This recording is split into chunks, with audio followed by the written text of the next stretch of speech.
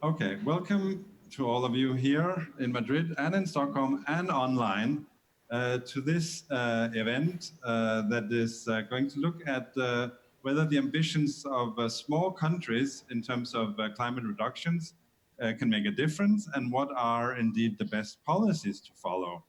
The presentation we will have today is based on a report from the Nordic Council of Ministers called the Nordic Economic Policy Review, and it looks at the cost-effectiveness of Nordic climate policies. Are we getting enough bang for the buck with the things we're doing? And it puts up certain theses about what we could do better, maybe. And this will be introduced by Director Kjell Nielsen from Nordregio, which is an international research center for regional development under the Nordic Council of Ministers. And to comment Kjell's presentation, we will have Ms. Gertrud Denks from the Estonian Environment Ministry, Director of Climate. And in Stockholm also, if we can have a look at Jonas and Kjell, we will have Jonas Ferryman with a beard. No, they both have a beard. Jonas to the right, who is the new chairman of an organization called Generation 2030, a youth organization for sustainable development. So without further ado, I would invite you, Kjell, to start your presentation and introduce the first question. We will have 3 questions. And we will have some comments from Jonas and Gertrud and the audience after each of the 3 sections. So, Kjell, thank you very much. If you can enlighten us. Kjell has a presentation that will now be up on screen if possible.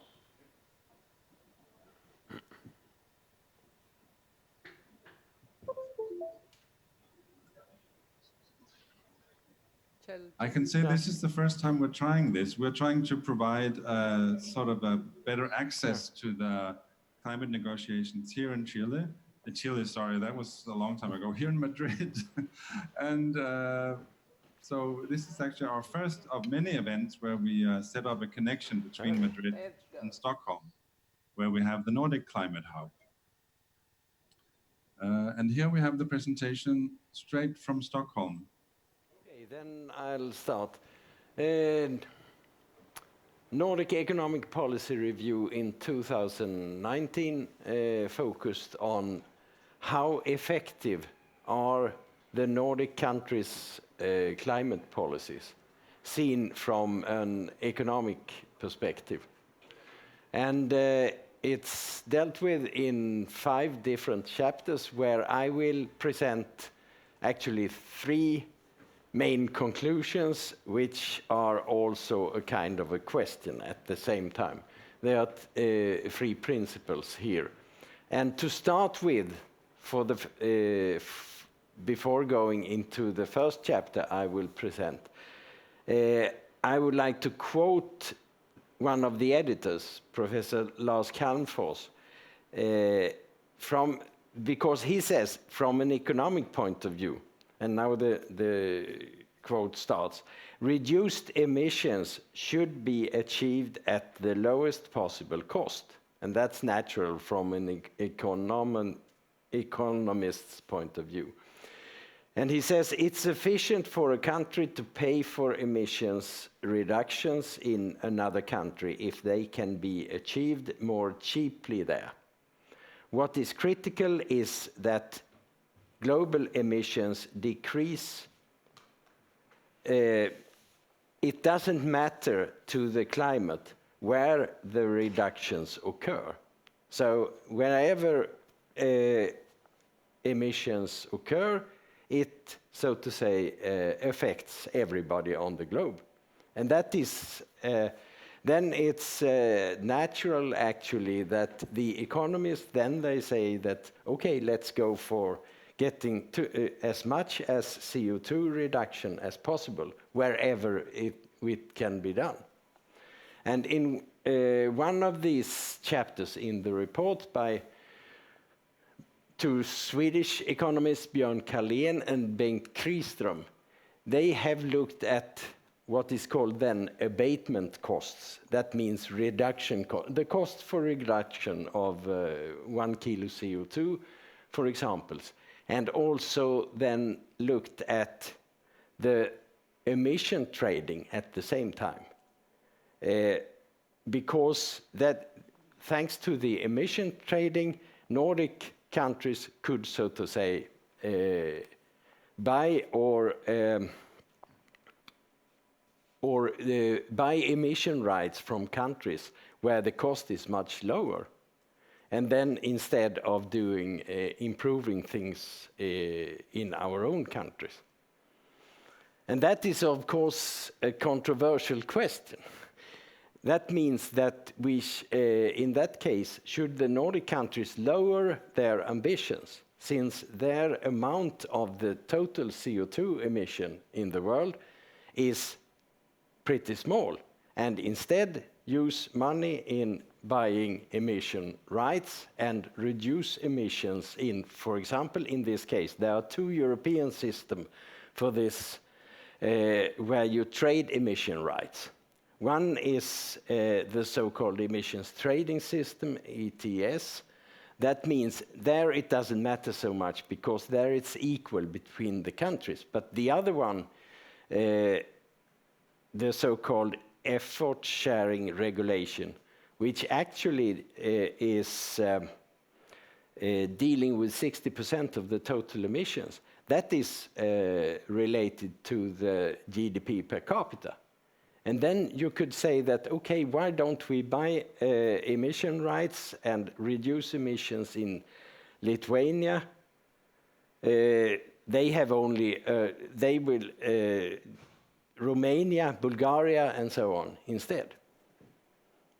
So that is actually the first question here is, should we do what is most efficient from an economic perspective, or should the Nordic countries continue and for high amounts of money, so to say, reduce our own CO2 emissions, which from a global point of view has a much smaller effect?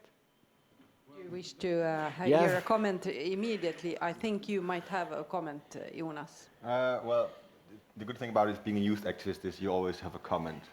But my comment about this is well, scientifically and economically that makes sense, of course. It's about reducing as much as possible for low costs, not because it's low cost, but because then we can afford to reduce more.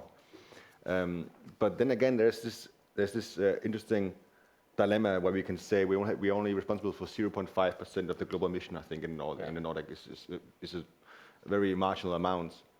But our political influence in the world is much higher than 0.5%. So we could look at ourselves in another country, like, I don't know, for example, Ethiopia or any other sub-Saharan country, which might have the same amount of, or even if not less, of emission counts. But nobody looks at them for guidance or looks at them for solutions because they haven't had the history yet to come up with solutions. But we do. So it's also about, well, it's about us setting a political message and remembering the place we do have at the table in both of the Council of Ministers here in the North, but also in the UN and the EU and everywhere else. So one thing is about the economic value, another thing is about the political value of our role in the world, and I think that also has to be considered. Yeah. Yeah. One comment to that I could add actually is that at the launch of this Nordic Economic Policy Review, there were 2 former environment ministers present, and they both argued that it's very important from a political point of view that if we lower our ambitions in the Nordic countries, then we, so to say, ruin the credibility of the policy that we are arguing for. So they are saying more or less the same, that it's important to stay with this, to show that you can, so to say, continue and even increase economic growth at the same time as you reduce the CO2 emissions. You can, but do you want to? Yeah, that's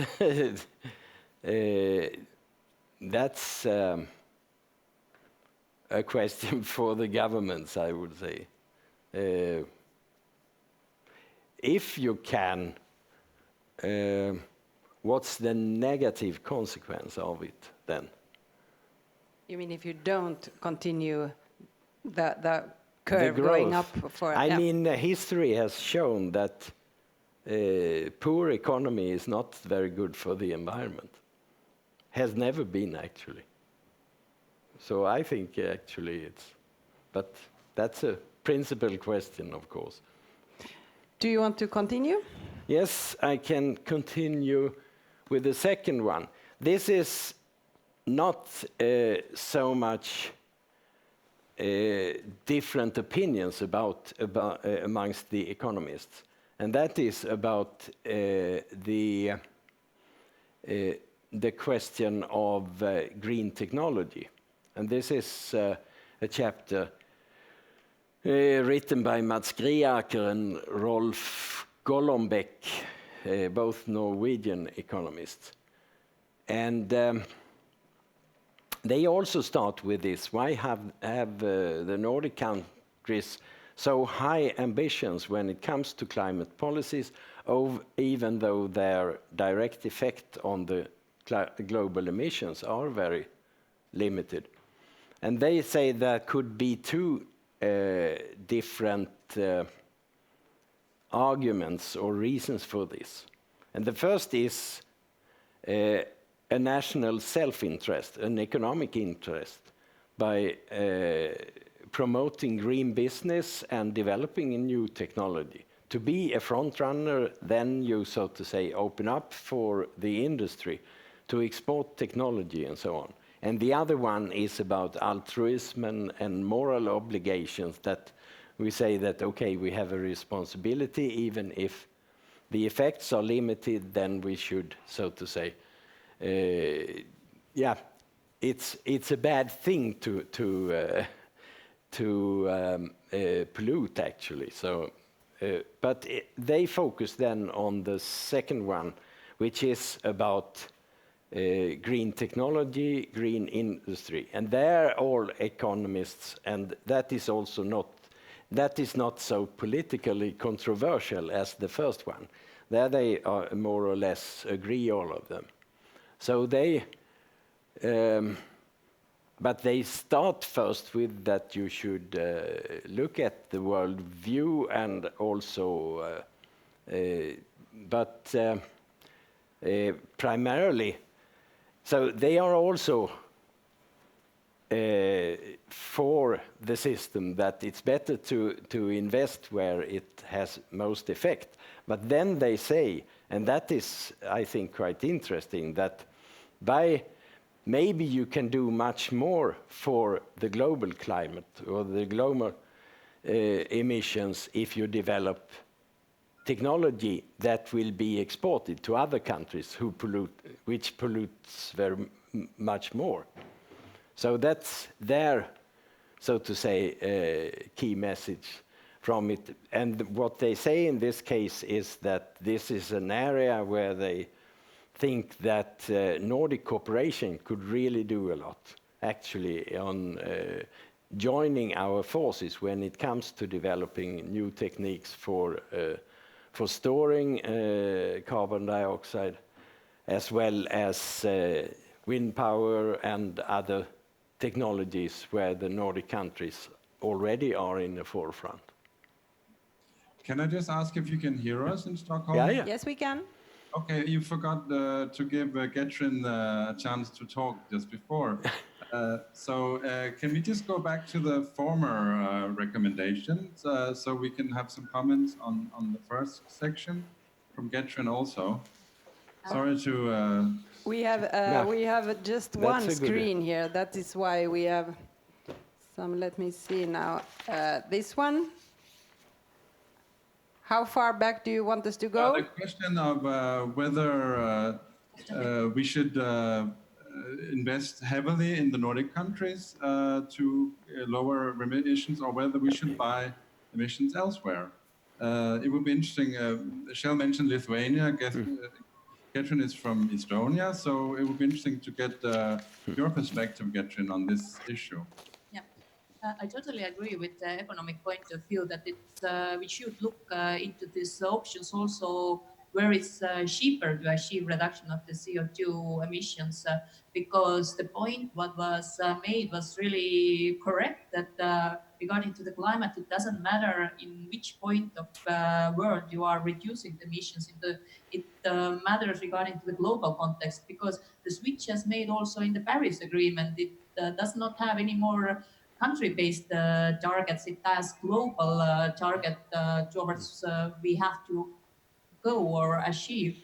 When we are talking project and cooperation regarding to the, let's say, developed and developing countries, then it was the same system also used in this period regarding emission reductions when we are looking, for example, what was Finland or Estonia, or just name the country doing. Maybe they had some really good projects on some kind of developing country where it was much cheaper to achieve the reduction of the emissions, but they were able also gain some kind of economical benefits from that. Regarding to that, technology was already mentioned here, the economic growth probably, but the main point between the economic and environmental challenges, I think, is the balance. We have to seek for the balance between economical point, social point, and environmental point. It must be in balance. Otherwise, it's not very well functioning. But find the balance. That's the challenge, the key challenge actually.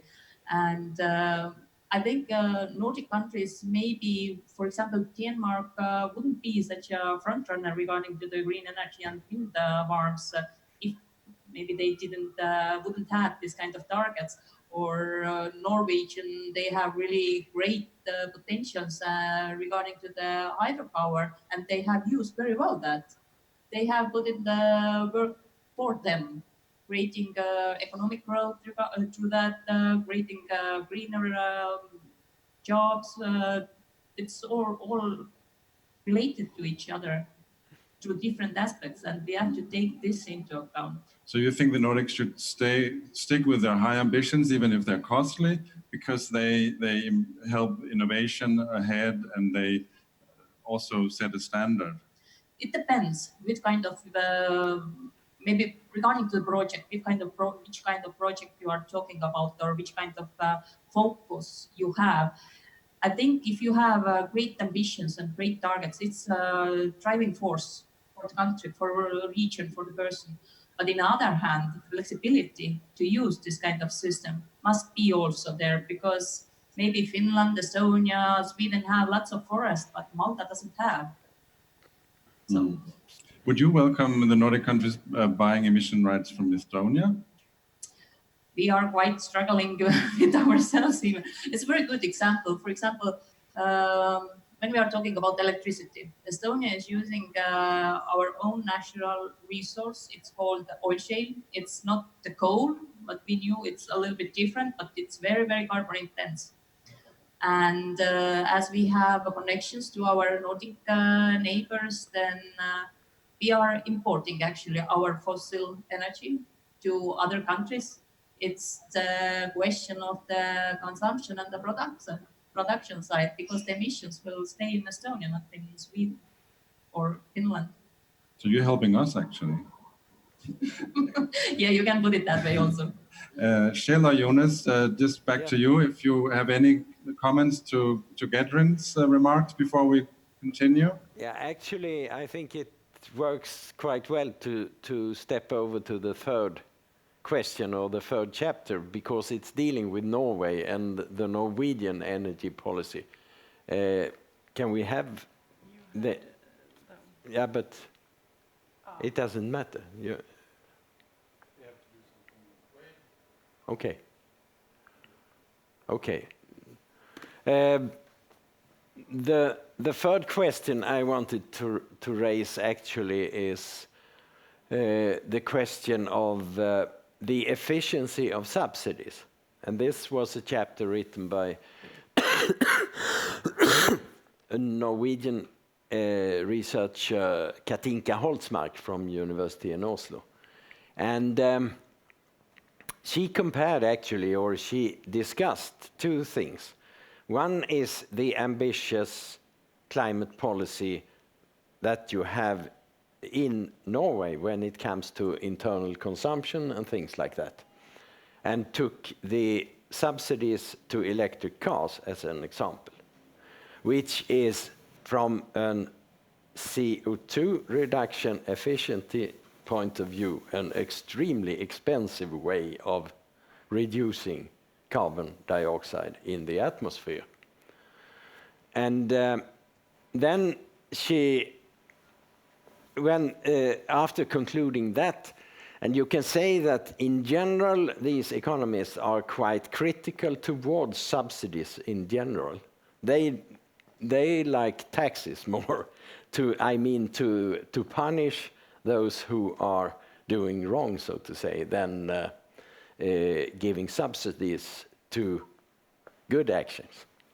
Then she discussed what would be Norway's most important contribution for CO2 reduction, and that is, of course, stop producing oil. And she took the example then that to not exploit the, so to say, the last oil fields that you have identified and so on, where you practically can stop a production.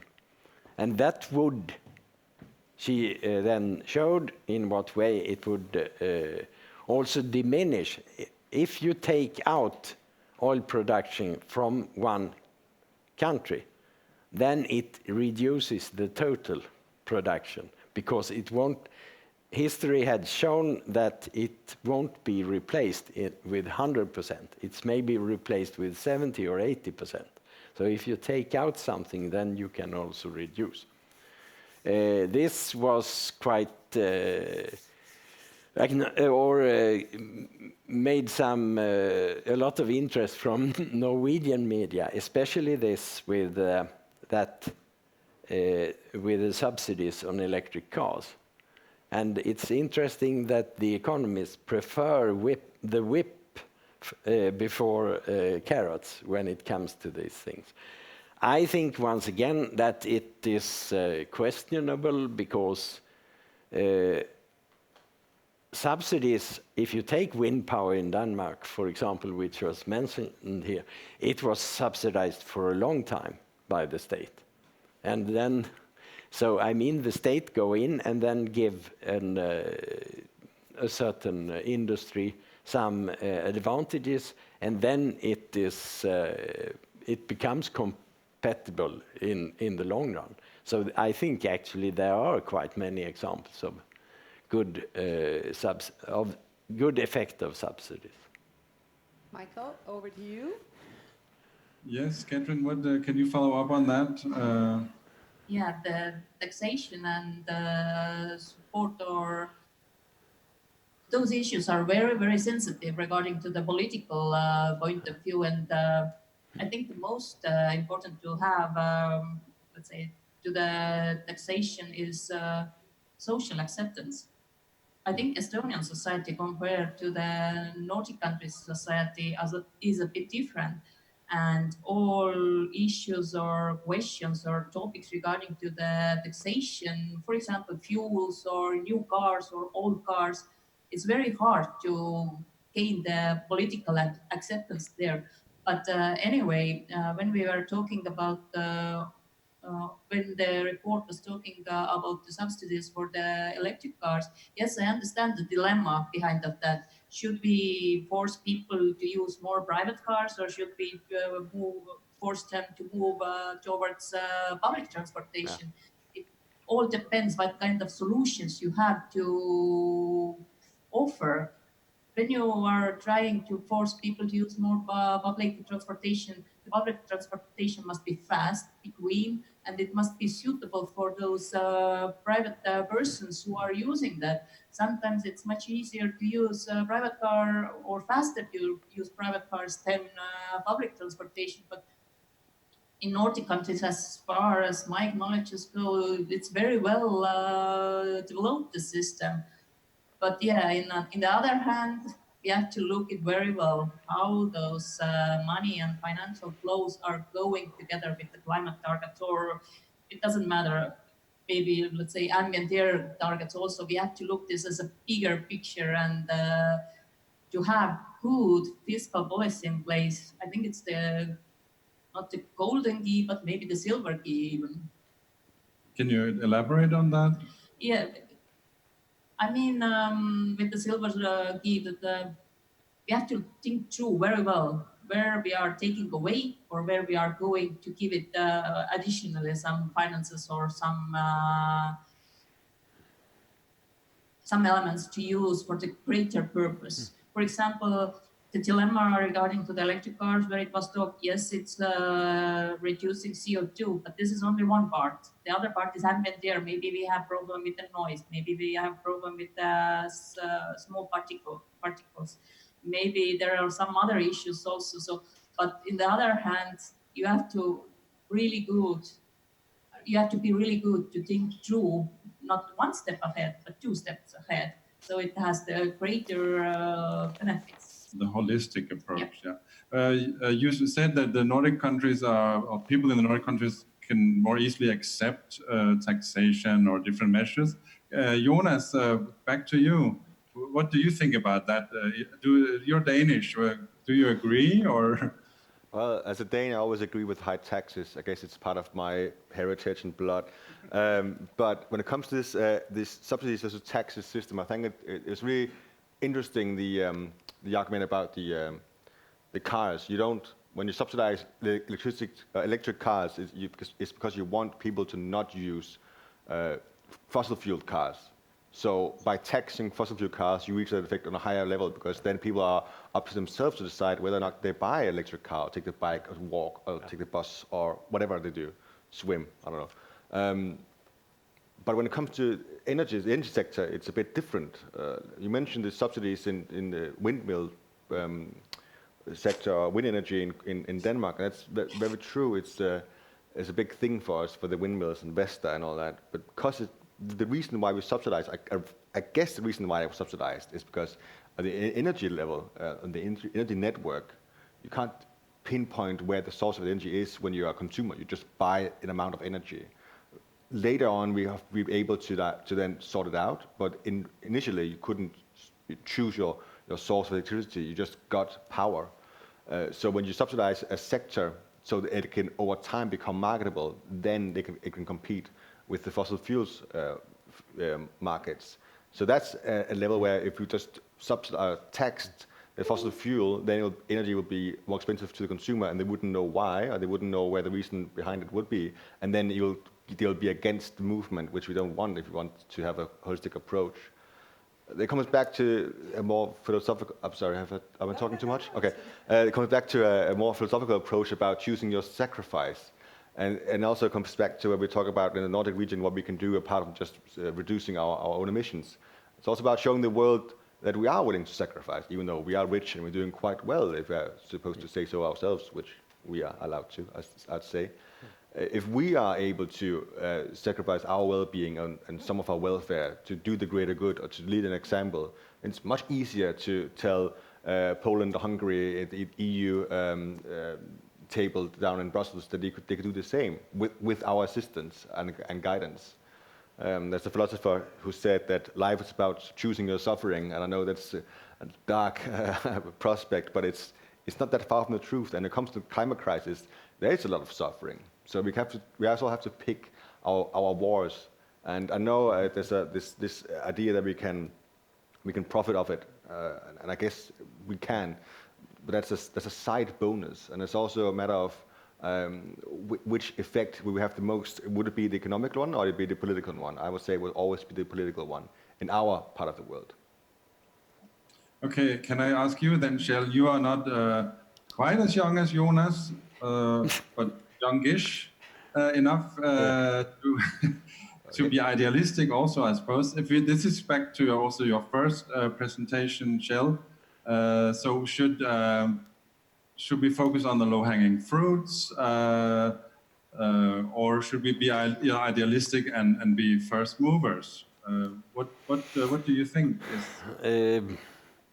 Yeah, first, I'm not so fond of sacrifice. I believe more in the situation where you can, so to say, develop and prosper, and at the same time be environmentally friendly in all ways, actually.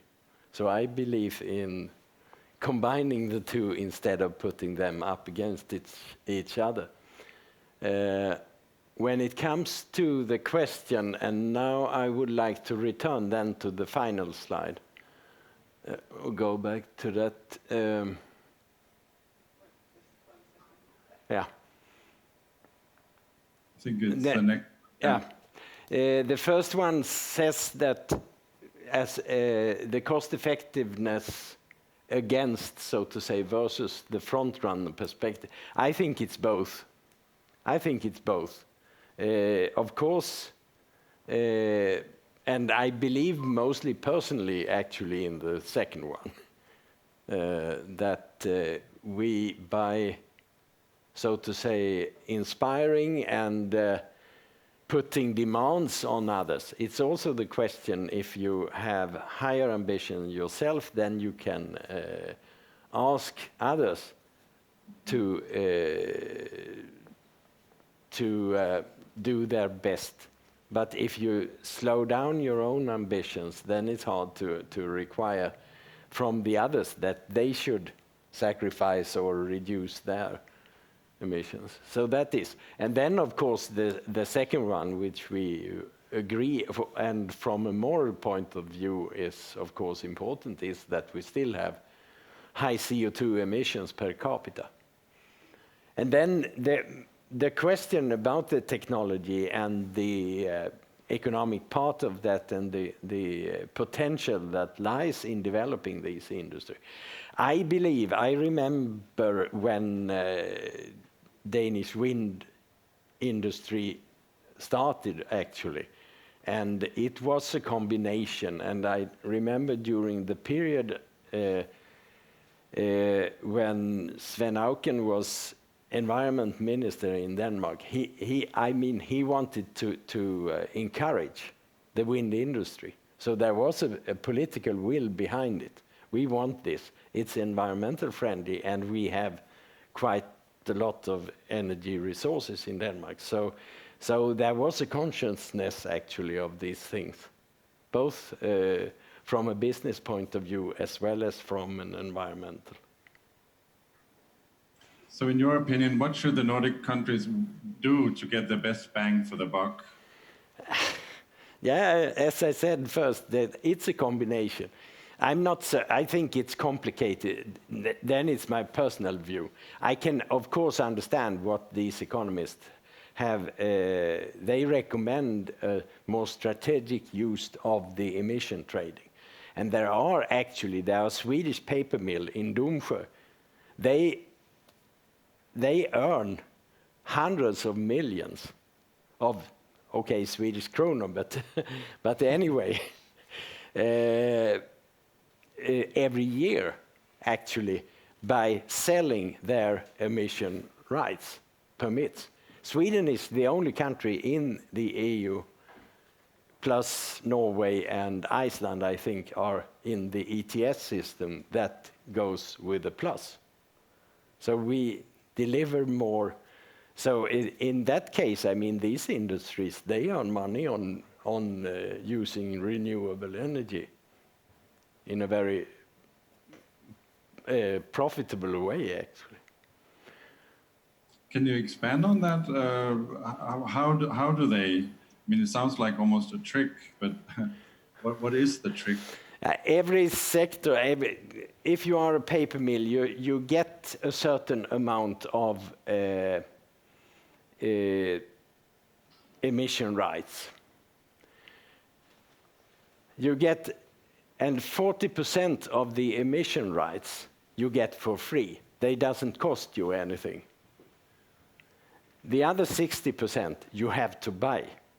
But if you are so efficient, so you are down on 5% or 2%, then you can sell 38% on the market, on a trade market or a kind of a stock market in Amsterdam and London. And then you get money. That's a price on them. One problem with this system that is discussed in another chapter in the book, which I didn't mention, and that is actually that the emission rights are quite cheap. So, and there has been a surplus of emission rights. Now EU is trying to reduce that. So it means that you can buy them too cheap. So there are economic instruments in this that can be used more strategically and more efficiently. I Jonas, think, it looks I like think you don't yes. agree. Exactly. Jonas needs to. Okay. Well, everything you say is factually true, but the thing is, that I fear is now with Sweden having a surplus and they can sell off their emission rights. Yeah. And they sell it, for example, to Poland, who are already not that ambitious when it comes to the emission reduction. How can we make Poland reduce more when we also give them a surplus of emissions? Here's some free tickets so you can pollute more. Also remember the Paris Agreement. See you next year on the black market, right? I mean, what kind of message are we sending then? So it's, I don't know, this is of course not anything you can do anything about, but isn't it more about go back to the EU and say, well, now we have a surplus, can we use that as more funding for technological advances, or can we do a national tax deduction because of that, or something that just put our emission to another country, because Sweden can say, well, we're emitting less than anywhere else, and of course there's a big advantage and it's an achievement in itself, but moving our emission and our footprint to another country is not really being, that energy efficient or emission efficient, is it? Isn't it just kind of out of sight, out of mind? This is my issue and my suspicion. Gudrun, maybe you have a comment to add to this. First of all, what do you think of this issue? As Kiel mentioned right at the beginning, there is two trading systems currently in Europe, meant for countries, and another is meant for the industry, meaning heavy industry, energy. The main principle is the same, polluter pays. And for example, let's say I'm the private company, I produce electricity or heat, it doesn't matter.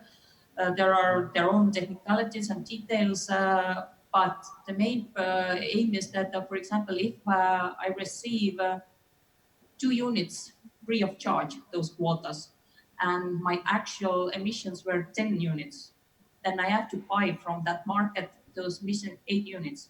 And what was actually the good point is that the units or quotas price were quite low, quite long time, but it has been raising since 2018 beginning.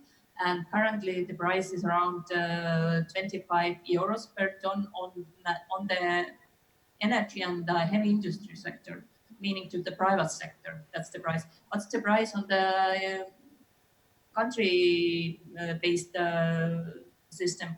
We don't know, because this market is, let's say, so-called closed market, because partners between, when they are making transition, for example, if Estonia sells their quotas to Finland or Finland to Sweden, then this is secret information. And if they don't wanna publish how much money they earned or they needed to give away, then it's their private business. But the industrial side is where installations are trading.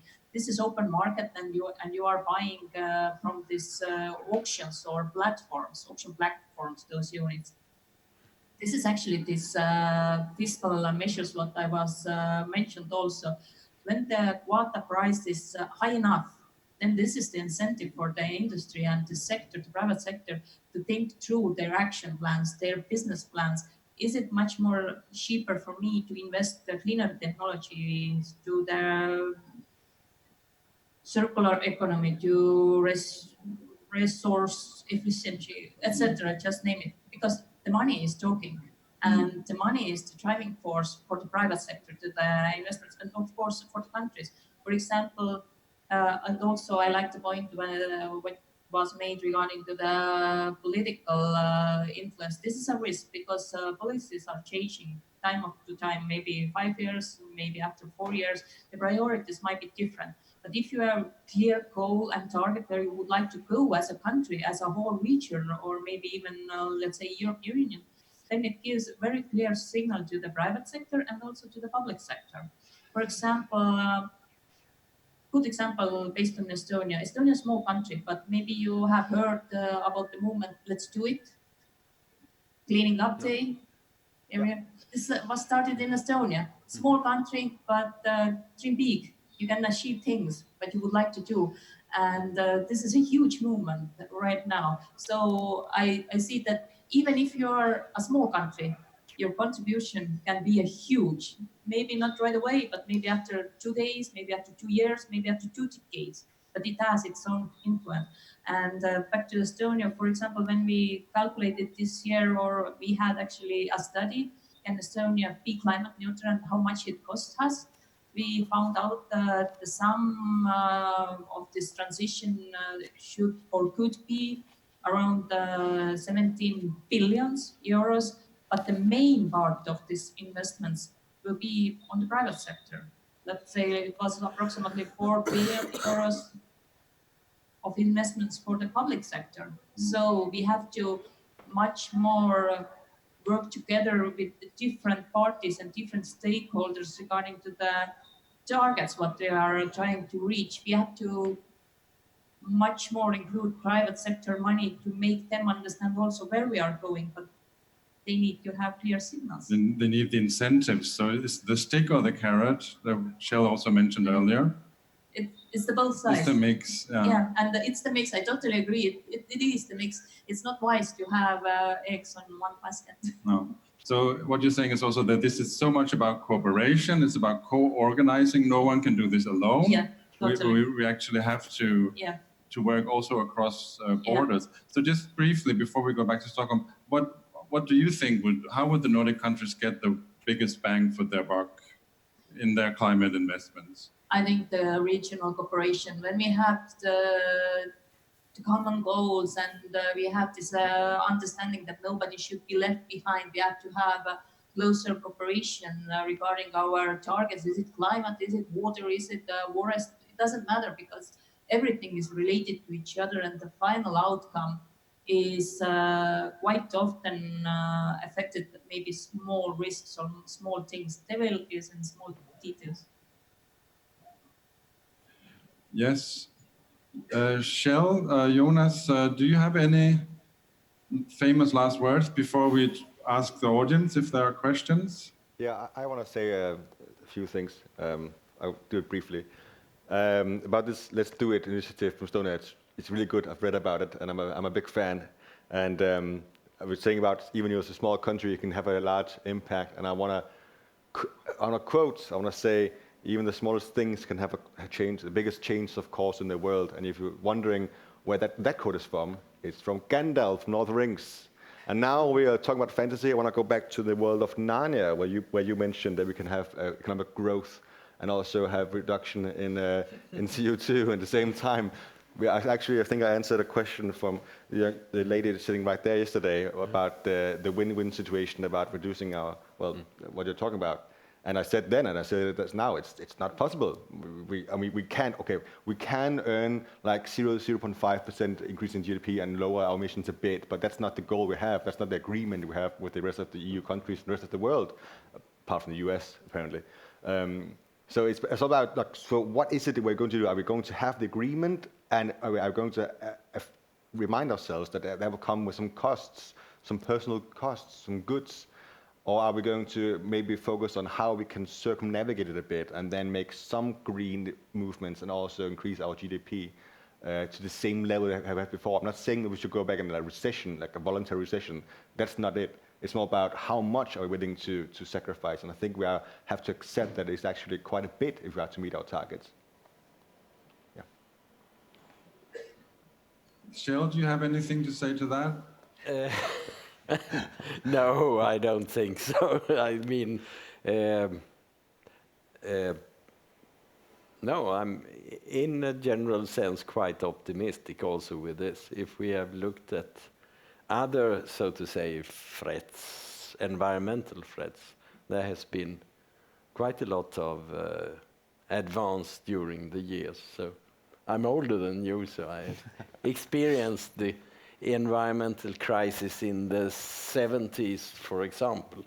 And there we have actually achieved a lot when it comes to water and air pollution, and I think it's possible also when it comes to CO2 emissions. Then, of course, being a human means that you consume something that, of course, it's right that, but when you say that, then you should stop, have children and things like that. I think that is that is the utter consequence, and I don't want to buy that consequence. I want to see future generations, and I think there is a limit also when it comes to the size of the population, which is not too far away. That then we can, so to say, stop that factor that is causing more emissions. Mikael, before you continue, I just want to say that even though we are not having such a huge audience here in Stockholm, I don't know how many you are in Madrid, but we have at the moment 2,300 people watching us on the internet. So think about what you say now, because many people hear you. Yeah. So do you have you don't have questions in Stockholm?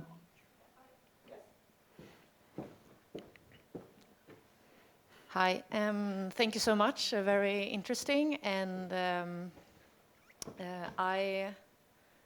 I'm glad that you've been mentioning a bit about the technology and how Sweden can contribute there, and also the regional cooperation we can do here in the Nordic countries.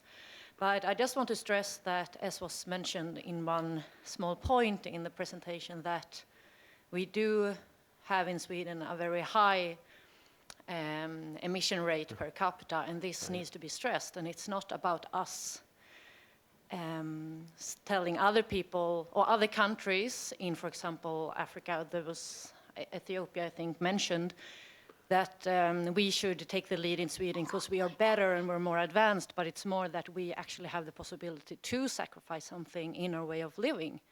You can't really compare us in Sweden and the Nordic countries with people living in African countries and Asian countries who are just barely surviving. So I think this is a bit forgotten in the discussion we've had today. And we must remember that many people don't have the privileges that we do have here. I just want that to be remembered. Thank you. Okay, sure. Do we have any questions here in Madrid? We do have, like here, remember you have 2,300 people watching, so. My name is Mårten Björk. I'm a Swedish entrepreneur working with companies like Elpanneteknik Sweden, Ecobar Sweden, etc. I'm working within thermal energy storage.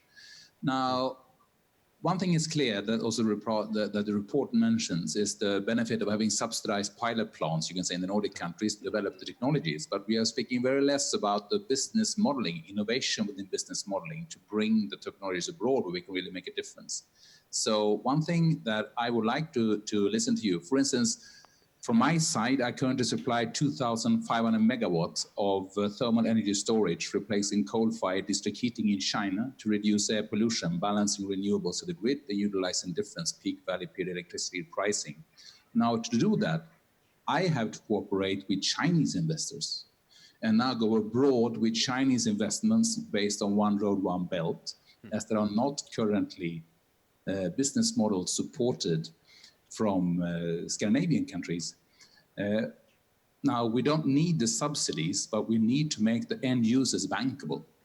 Now, through the One Road, One Belt, the Chinese now provide opportunities to make the end users bankable, and then we have plenty of finance investors worldwide very interested in supporting this type of technologies.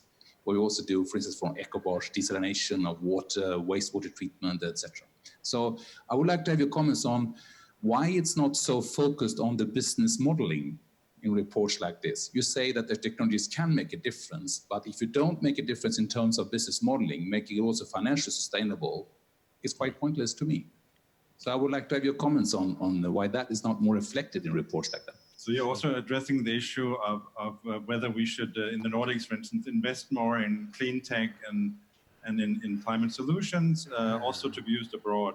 Well, first of all, I would say that we focus with an industry involved in making pilot plants where the Scandinavian governments are the customers. So we actually therefore make the pilot plants in Scandinavia. Now, Sweden is the equivalent of a normal medium-sized Asian city.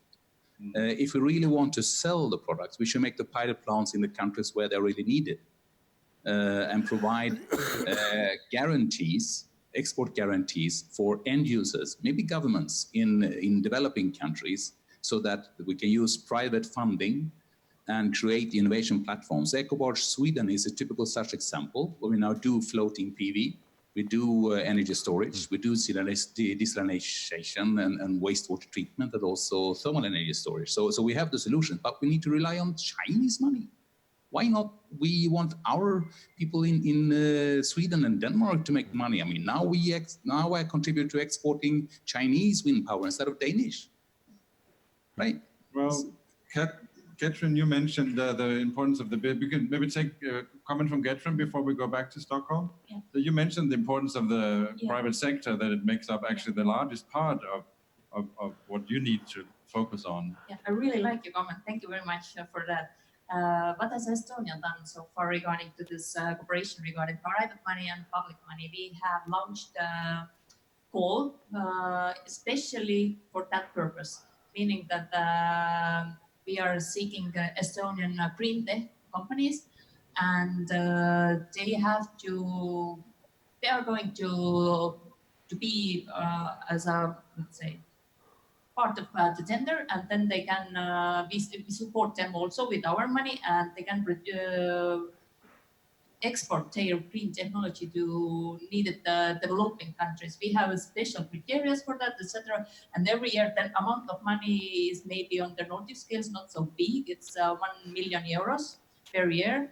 But last year was the first round of the call. This year, the second round of the call is going on currently, and all Estonian, let's say, local governments and NGOs, private companies, whoever wants, can participate. And that's the reason how we, by baby steps, but still, we are already thinking on that issue or topic. But next year we are planning to look more and more widely on the government level or maybe and we are working on I don't know, I think probably it's the correct name is environmental fund, and the main aim of that is also to try to put private and public money more working together. Well, then I think we go back to Stockholm for a few final comments. We're almost at the end of our transmission here. So public-private partnerships, is that the way forward? Yes, it is, in a way, because actually in the following on this report, I know that Anders Hedberg, who is responsible for this at Nordic Council of Ministers Secretariat, he has taken contact with Nordic Investment Fund to see if this is possible to continue with focusing on business models and establishing loans. So it's actually in the pipeline in the Nordic cooperation. Very shortly on the case of business models specifically, as you mentioned, business models is a normative term where you adapt the description of the market to make your business the most competitive. So it's not like a business model is something you just look up and there's the business model. It changes comparing to what business you run and what your purpose is and how modern and progressive you are. But it adapts to the market structures. And market structures adapt both to the market within itself intrinsically, but also extrinsically to the people in power through legislation and politics. So again, we can talk about business on a small scale or a big scale, and it somehow ends up on a political level again. Just think that has to be reminded with those steps. Yeah. And that's also why we are here, of course, at COP25 in Madrid. It's a negotiation process. It's a political process. And I think we tried to throw some light on this. This almost turned into a 101 on climate economics. a little over my head, I have to admit, but I think we learned a lot from this. Actually, if you look at the figure next to Shell, it's a so-called climate superhero that we have made a campaign about in connection to COP25. And I think that if we can all learn to master all the topics we discussed today, we would all be climate superheroes, in fact. So that is something to aim for. Mary, do you have any final words from Stockholm before we close down? Actually, no. I'm just very glad about having so many people all over the world hearing what you're talking about. That's very nice. And thank you. Thank you, and stay tuned for more transmissions. You can find more on norden.org, the website of the Nordic Council of Ministers. And we are on for the whole show until the 13th of December. And our next show will be at 6 o'clock. Okay.